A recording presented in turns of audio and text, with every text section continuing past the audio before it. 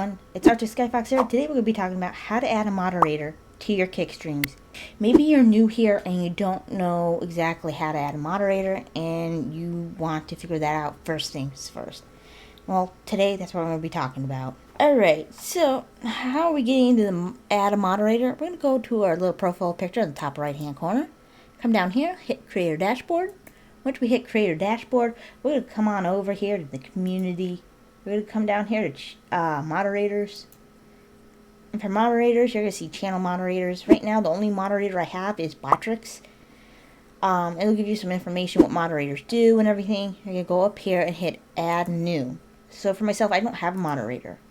So I'm going to go ahead and add my first mod. You're going to come here and just search for that person. And then you're going to select it like I just did. And then you're going to hit Add.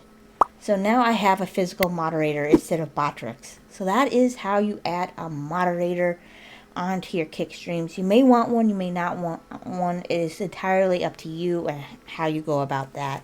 Please go ahead and hit that like button. And if you want to see more content, how-to videos, guides, talking about how to grow your stream and so forth, make sure to hit that subscribe button. You don't want to miss out on the newest, latest news on Kick streaming and everything.